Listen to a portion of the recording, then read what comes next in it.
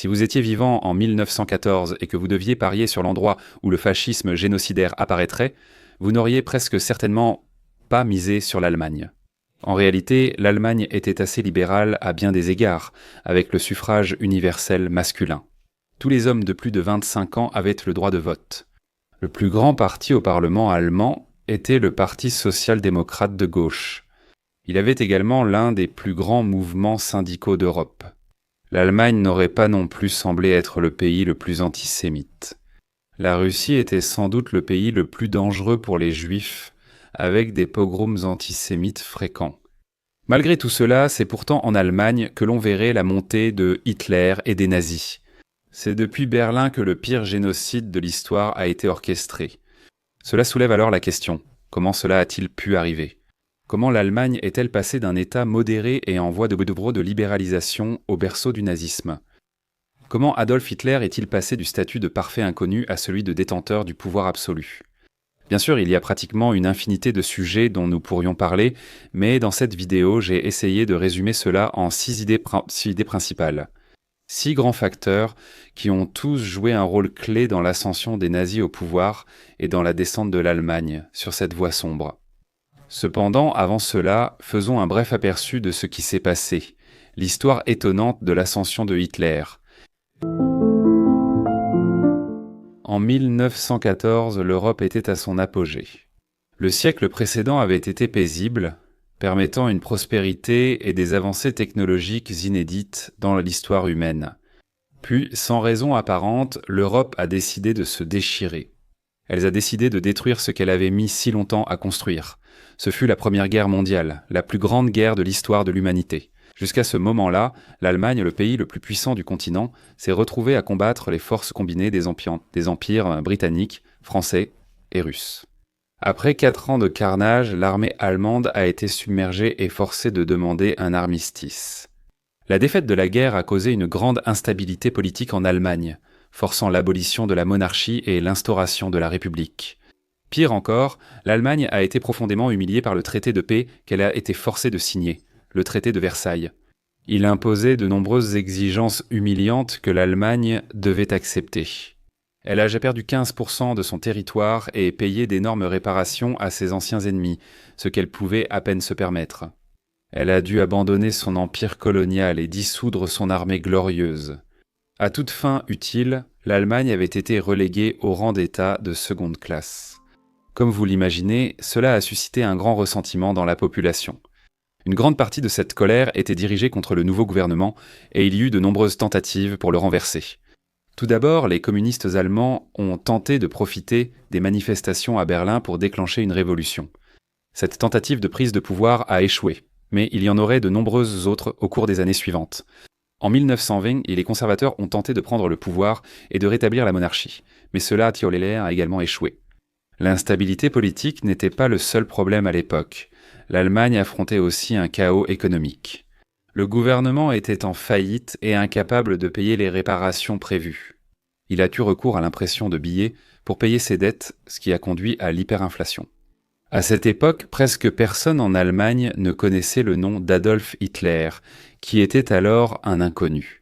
Il avait combattu pendant la Première Guerre mondiale, et après la guerre, il s'était impliqué dans un tout petit groupe politique appelé le Parti ouvrier allemand. Il y a perfectionné son art oratoire et rencontré d'autres partageant ses idées d'extrême droite. Finalement, en 1923, au milieu de l'instabilité politique et économique, Hitler lancerait sa propre tentative violente de prendre le pouvoir. Elle fut connue sous le nom de putsch de la brasserie, et ce fut un échec total. En fait, ce fut une véritable farce. Le coup d'État raté envoya Hitler en prison 1 an, où il écrivit « Mein Kampf », signifiant « mon combat ». Durant le reste des années 1920, Hitler et les nazis cherchèrent à gagner du soutien, mais l'amélioration de la situation réduisit l'intérêt des Allemands. Par exemple, il y eut une élection en 1928 et les nazis n'obtinrent que 26% des voix. Hitler serait sans doute resté marginal en politique si la Grande Dépression de 1930 n'avait pas eu lieu. Cette crise a frappé l'Allemagne, laissant des millions de personnes sans abri ni nourriture. La catastrophe a été une aubaine pour Hitler. Au cours des années suivantes, le parti nazi n'a cessé de grandir, et en 1932, il détenait environ un tiers des sièges au Parlement allemand. Cela faisait de Hitler le chef du plus grand parti. Cependant, il était encore loin de détenir le pouvoir absolu. Pour gagner en pouvoir, il voulait devenir chancelier, mais devait convaincre le président. Le président de l'époque, Paul von Hindenburg, était un des principaux commandants de la Première Guerre mondiale et un héros pour beaucoup. Hindenburg était préoccupé par l'extrémisme de Hitler et hésitait à le nommer chancelier. Cependant, il y avait un gros problème dans la politique allemande à l'époque. Aucun des partis n'arrivait à obtenir une majorité au Parlement. Il était impossible de faire avancer quoi que ce soit. Finalement, après des mois de blocage politique, Hindenburg a cédé et a nommé Hitler chancelier. Hitler se rapprochait du pouvoir dictatorial, mais des freins subsistaient. Seuls 2 nazis figuraient au cabinet, les autres étaient des conservateurs classiques.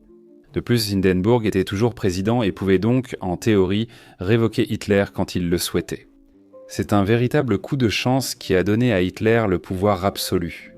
Le 27 février 1932, moins d'un mois après qu'il ait été nommé chancelier, un communiste a incendié le Parlement allemand, le bâtiment du Reichstag. Hitler s'en est servi pour réclamer des pouvoirs d'urgence.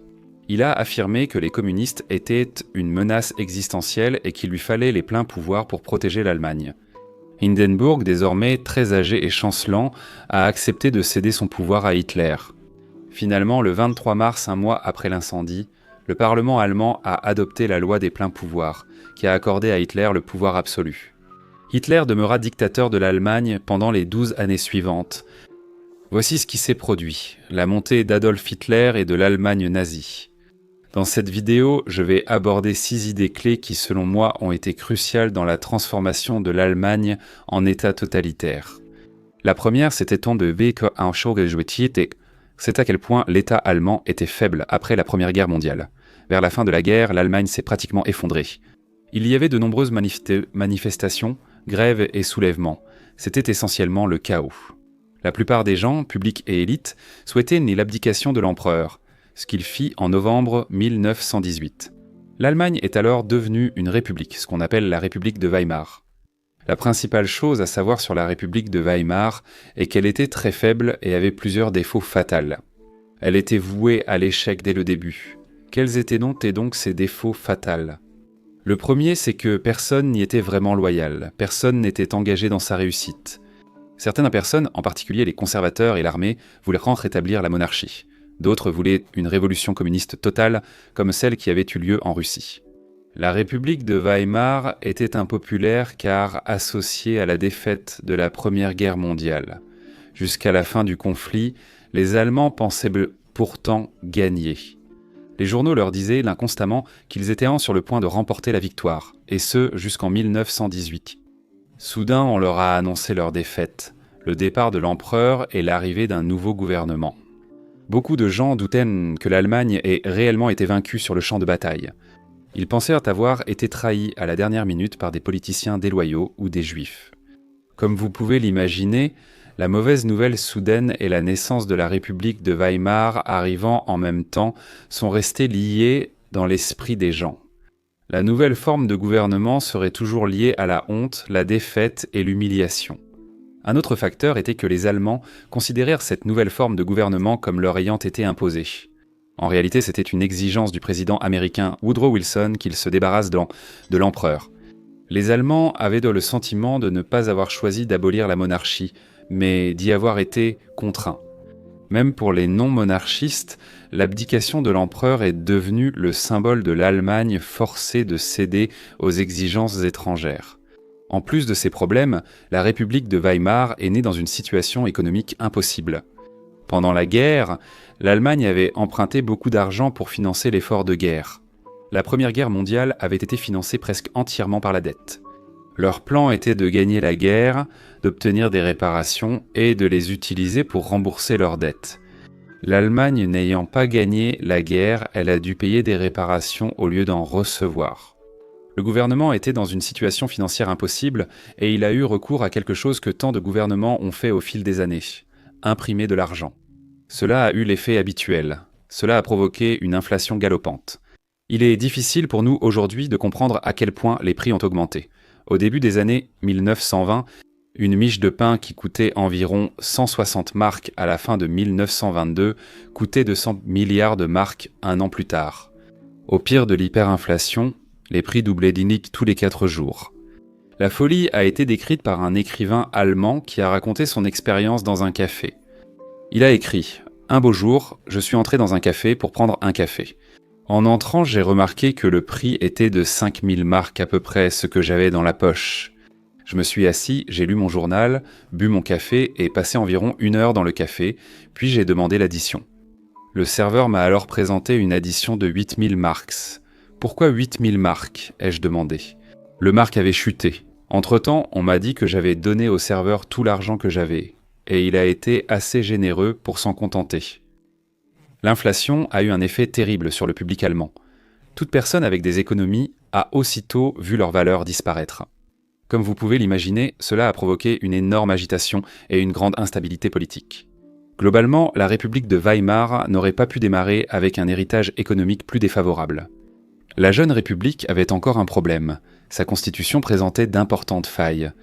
Le plus flagrant était l'article 48, qui permettait au président de déclarer l'état d'urgence et de s'octroyer des pouvoirs dictatoriaux. Fait crucial, c'était le président seul qui décidait si une situation d'urgence existait réellement. Comme vous l'imaginez, cette règle a vite été abusée. Le premier président l'a utilisée 136 fois en 6 ans pour obtenir des pouvoirs dictatoriaux. C'est grâce à l'utilisation de l'article 48 que Hitler lui-même finirait par se faire dictateur. La République de Weimar a rencontré de nombreux problèmes dès le début. Cela signifiait qu'il était toujours peu probable qu'elle survive. Deuxièmement, la violence avait été normalisée par la Première Guerre mondiale. La Première Guerre mondiale a été extrêmement difficile pour l'Allemagne. Environ 17 millions d'Allemands sont morts au combat, soit plus qu'en Grande-Bretagne ou en France. La population civile avait été particulièrement touchée. Les Britanniques avaient imposé un blocus naval à l'Allemagne, bloquant l'importation de nourriture. Ce blocus a provoqué une famine généralisée, causant la mort de près d'un demi-million de civils allemands. Tout cela signifie qu'à la fin de la guerre, il y avait une énorme quantité de traumatisme collectif. Cela s'est manifesté de toutes sortes de façons. Mais l'un des aspects les plus importants, c'est que cela a augmenté le niveau général de violence dans la société. De nombreuses personnes ont rejoint des groupes paramilitaires qui s'affrontaient souvent dans les rues. Par exemple, en une seule journée, en 1919, des dizaines de milliers de paramilitaires d'extrême droite se sont affrontés à environ 30 000 communistes dans la ville de Munich. Des explosions ont secoué la ville et des fusillades ont éclaté alors que des hommes armés s'affrontaient violemment pour le contrôle des principaux bâtiments. Ce genre de violence se produisait régulièrement à l'époque. De nombreux groupes paramilitaires avaient une idéologie extrémiste de gauche ou de droite. Ces voyous ne voulaient pas seulement se battre entre eux dans des violences de rue chaotiques, ils essayaient aussi de prendre le pouvoir par des coups d'État. En fait, il y a eu de nombreuses autres tentatives de prise de pouvoir par différents groupes. L'une des plus grandes organisations paramilitaires de l'extrême gauche était la Ligue Spartacus. Il représentait la réponse allemande aux bolcheviks, cherchant une révolution communiste totale en Russie. Ils ont tenté de prendre le pouvoir en janvier 1919. Environ 70 000 personnes manifestèrent dans les rues de Berlin pour exiger de nouvelles élections. La Ligue Spartacus a voulu transformer cette grande manifestation en révolution, mais la majorité des manifestants ne soutenaient pas sa violence ni son extrémisme. Le coup d'État a échoué et ses 2 chefs ont été tués. Cette tentative de coup d'État a surtout été réprimée par une organisation paramilitaire d'extrême droite, les Freikorps. Les Freikorps étaient avant composés d'hommes qui avaient combattu pendant la Première Guerre mondiale, et à un moment donné, le groupe était absolument énorme, comptant près de 2 millions de membres. Il voulait avant tout empêcher une prise de pouvoir communiste en Allemagne. Il y a eu plusieurs autres tentatives de coup d'État à cette époque. En 1920, il y a eu une tentative connue sous le nom de putsch de Kapp. Cela s'est produit quand le gouvernement a exigé la dissolution des Freikorps, ce qui était inacceptable pour les hauts gradés de l'armée. Ces militaires ont réclamé la démission du gouvernement et de nouvelles élections. Le 13 mars, ils ont occupé plusieurs bâtiments gouvernementaux, forçant le cabinet à fuir Berlin. Le coup d'État avait peu de soutien populaire. Le gouvernement en exil a lancé une grève générale, suivie par 12 millions de travailleurs. L'Allemagne était paralysée, forçant les instigateurs du coup d'État à céder et à accepter le retour de l'ancien gouvernement. Les nazis disposaient d'une organisation paramilitaire qu'ils comptaient utiliser pour tenter un coup d'État. La force paramilitaire du parti nazi était la Sturmabteilung qui est souvent appelée de différentes manières. On l'appelle parfois les Sturmtruppen ou les chemises brunes. En 1923, les nazis tentèrent de prendre le pouvoir par la force. Lors du putsch de la brasserie, Adolf Hitler et la Sturmabteilung ont pris d'assaut une brasserie bavaroise où un homme politique important faisait un discours.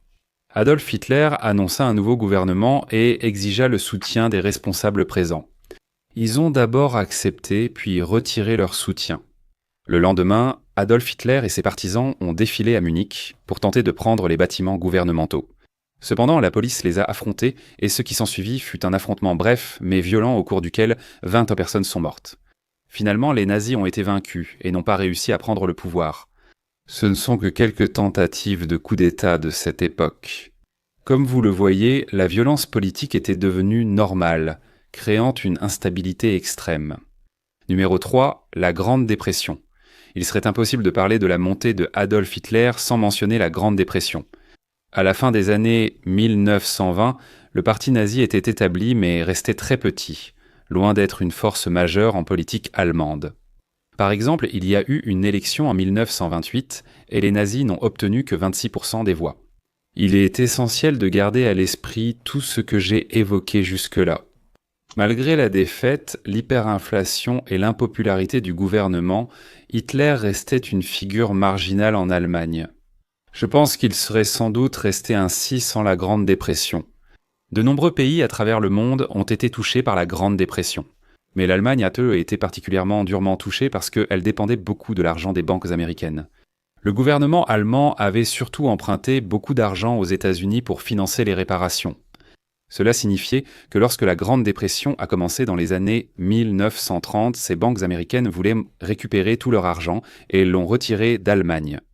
La crise en Europe est devenue grave lorsque plusieurs grandes banques ont fait faillite. Les difficultés économiques qui en ont résulté étaient stupéfiantes. Un travailleur allemand sur 3 a perdu son emploi. La plupart de ces personnes sans allocation chômage ont vite sombré dans la pauvreté. Un nombre énorme de personnes se sont tournées vers la criminalité et la prostitution simplement pour obtenir assez d'argent pour se nourrir. Comme vous pouvez l'imaginer, cela a eu un impact énorme sur la politique. Le gouvernement est devenu extrêmement impopulaire car il a été contraint de réduire les dépenses et d'augmenter les impôts. Les réductions des allocations chômage étaient particulièrement impopulaires, car elles touchaient beaucoup de gens étant donné que tant de personnes avaient perdu leur emploi.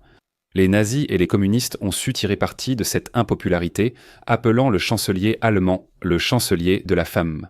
Dans leur désespoir, une grande partie de la population a basculé vers l'extrême gauche ou droite. Par exemple, le nombre de membres du Parti communiste a triplé en 3 ans, ce que Adolf Hitler trouvait fantastique.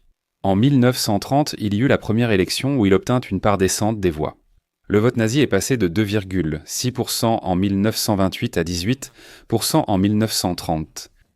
Hitler se rapprochait du pouvoir. 4. Les techniques de campagne des nazis. C'est une des grandes ironies de leur ascension. Bien qu'ils visaient à détruire la démocratie, ils excellaient en élection. Ils ont été les premiers à utiliser de nouvelles techniques de campagne inédites. Ils ont exploité les nouvelles technologies de l'époque comme microphones et haut-parleurs pour renforcer l'impact de leur rassemblement. Ils ont même affrété des avions pour que Hitler voyage de ville en ville, ce qui était inédit alors. Il a ainsi pu s'exprimer dans près de 200 rassemblements et toucher plus de 10 millions de personnes. Hitler était aussi un excellent propagandiste. Au début des années 1920, alors que le parti nazi était encore petit, il a publié des milliers de journaux pour recruter et diffuser ses idées.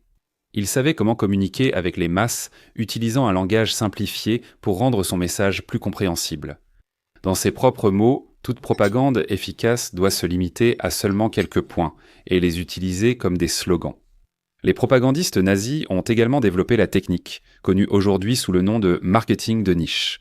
Essentiellement, ils adaptaient des messages différents à des publics différents, ce qui était inédit à l'époque. Pour cela, ils étudiaient l'opinion publique pour identifier les sujets prioritaires des électeurs locaux et adapter leurs messages. Bien sûr, l'un des plus grands atouts de Hitler était son talent d'orateur. Ses discours pouvaient en durer des heures et ont été comparés à des opéras wagnériens. Il commençait son discours avec une faible intensité, puis il devenait progressivement de plus en plus dramatique et passionné, jusqu'à finir par crier. En augmentant progressivement l'intensité, il emmenait le public avec lui, les amenant lentement à un état de frénésie. Le message nazi consistait à tout promettre à tout le monde, sans bien sûr donner le moindre détail sur la façon dont ils allaient y parvenir. Hitler savait aussi exploiter tout le ressentiment de l'époque. Les gens étaient en colère d'être tenus responsables de la Première Guerre mondiale et furieux de devoir payer des réparations qu'ils pouvaient à peine se permettre. Dans les années 1920, l'Allemagne a enduré d'autres humiliations, notamment l'occupation de la Ruhr par la France en 1923. Toute cette rancœur signifiait que les gens étaient un homme réceptif à la rhétorique haineuse de Hitler. Son talent pour les discours enflammés et haineux lui a permis d'obtenir facilement les voix de tous ceux qui étaient amers et cyniques. Il l'a surtout fait en prenant les Juifs comme boucs émissaires, les accusant de la défaite de la Première Guerre mondiale. Numéro 5. Les erreurs et les divisions de l'opposition. Adolf Hitler aurait pu être arrêté, il n'y a absolument aucun doute là-dessus. Même à la fin, alors qu'il approchait du pouvoir absolu, l'opposition aurait pu l'arrêter en s'unissant. Malheureusement, ils étaient trop incompétents et divisés pour le faire, et ont commis de nombreuses erreurs terribles. Les politiciens de l'establishment ont souvent commis l'erreur de convoquer des élections inutiles. Le premier exemple fut l'élection de septembre 1930. 2 ans seulement après la précédente élection, il n'était donc pas nécessaire de l'organiser. Il est important de comprendre que la Grande Dépression a débuté durant ces 2 années, rendant le gouvernement très impopulaire. Ils ont organisé l'élection parce qu'ils trouvaient impossible de faire adopter des lois au Parlement. Cette décision allait s'avérer désastreuse. Le vote nazi a chuté de 26% à 18%. C'était une grave erreur évitable. Organiser l'élection n'était pas nécessaire. Il aurait dû être clair que les politiciens centristes étaient très impopulaires à cause de la dépression. En juillet 1923, les politiciens de l'establishment ont répété leur erreur en organisant une nouvelle élection. Cette fois-là, les nazis ont remporté 37% des voix, faisant d'eux le plus grand parti. On peut se demander pourquoi les politiciens de l'establishment organisaient encore des élections malgré la menace nazie croissante. Une raison importante est qu'ils les ont totalement sous-estimés. Ils considéraient essentiellement les nazis comme des bouffons violents et ne les prenaient vraiment pas au sérieux. Une autre raison importante est qu'il y avait une impasse politique au Parlement. Il était impossible d'obtenir une majorité pour faire passer quoi que ce soit. Alors, ils continuaient à organiser des élections dans l'espoir qu'il y aurait une majorité décisive. Malheureusement, ça n'a pas marché. Après les élections de juillet 1932, Hitler dirigeait le plus grand parti au Parlement allemand et exigea d'être nommé chancelier. Ce qui s'est passé ensuite aurait pu et aurait dû être la fin pour lui. Hitler a rencontré Hindenburg et exigé le poste de chancelier, mais celui-ci a refusé. Il a affirmé qu'il n'autoriserait pas un parti aussi extrême et violent à accéder au pouvoir. Finalement, cela aurait pu être la fin d'Hitler. Si le président Hindenburg refusait de le nommer chancelier, il lui restait peu d'espoir d'accéder au pouvoir. Ce qui l'a encore sauvé, c'est la paralysie politique et la division de ses opposants. Personne n'étant capable d'obtenir une majorité au Parlement, cela soulevait la question évidente. Comment l'Allemagne allait-elle être gouvernée ? Pendant des mois, l'Allemagne est restée figée, les politiciens centristes peinant à s'accorder sur quoi que ce soit. Ils ont même tenté une autre élection en novembre 1932, mais le problème persistait toujours. Après des mois d'impasse, le président Hindenburg, d'abord opposé à nommer Hitler chancelier, s'est peu à peu ouvert à cette idée. Hindenburg et son allié Franz von Papen décidèrent finalement de laisser Hitler devenir chancelier. Mais ils n'auraient que 2 nazis au cabinet. Une fois de plus, ils avaient en sous-estimé Hitler, pensant qu'ils pourraient le contrôler.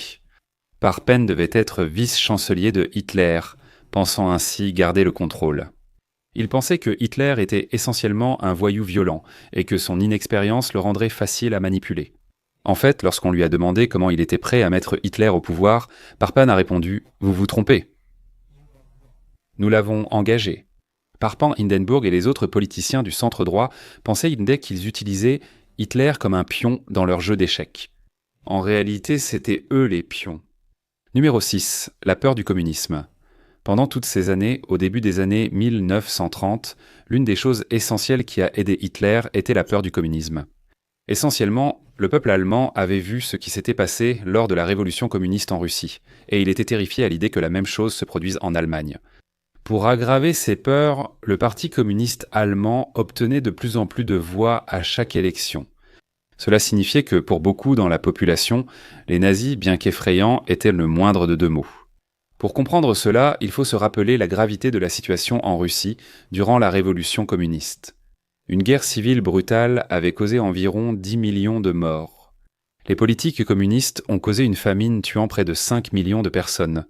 Dès le tout début, il y avait eu un génocide basé sur les classes sociales, les plus pauvres de la société étant encouragés à tuer et à voler les classes moyennes et supérieures. Comme vous pouvez l'imaginer, tous ceux qui avaient une certaine richesse en Allemagne étaient terrifiés. La peur du communisme a largement favorisé la montée de Hitler au début des années 1930. Les politiciens centristes étaient prêts à travailler avec Hitler en raison de la menace du communisme. Cet élément a aussi permis à Hitler d'obtenir le pouvoir absolu. Après sa nomination comme chancelier, il était très puissant. Mais il y avait encore quelques limites.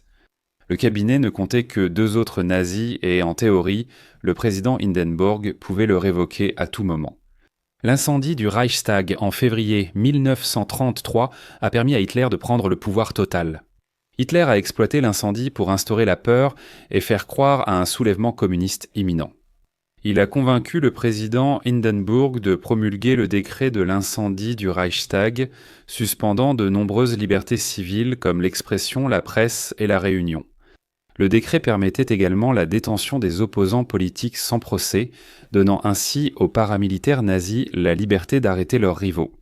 Ils ont arrêté des milliers de communistes, y compris des membres élus du Parti communiste d'Allemagne. Cependant, les nazis ne se sont pas limités aux communistes. Ils ont rapidement abusé de la loi et ont commencé à intimider et harceler quiconque ils voulaient en section. Le Parti communiste en a été fortement affaibli. Hitler a donc convoqué une nouvelle élection pour les éliminer définitivement.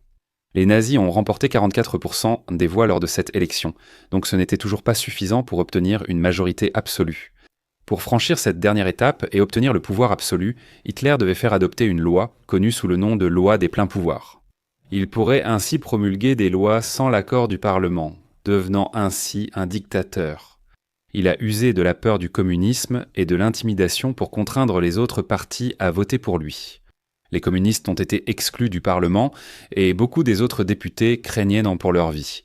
Le 23 mars, la loi des pleins pouvoirs fut adoptée à une large majorité. Ainsi, la dernière chance réelle d'arrêter Hitler avait été perdue. Les nazis ont ensuite renforcé leur pouvoir, supprimant les autres partis et réprimant l'opposition. Hitler, désormais tout-puissant, allait plonger l'Allemagne dans les heures les plus sombres de son histoire. Voici mes 6 points ayant permis à Hitler d'accéder au pouvoir. Faiblesse de la République de Weimar, montée de la violence après la Première Guerre mondiale, Grande Dépression, habileté électorale des nazis, erreur de l'opposition et peur du communisme. Il va sans dire qu'il y a de nombreux autres éléments que j'aurais pu mentionner, comme l'influence de Mussolini en Italie ou la longue histoire de l'antisémitisme en Europe. Cela dit, j'espère avoir réussi à transmettre les éléments les plus importants de l'histoire. Nous ne pouvons qu'espérer que l'humanité a tiré les leçons de son passé et que les mêmes erreurs ne seront plus jamais répétées.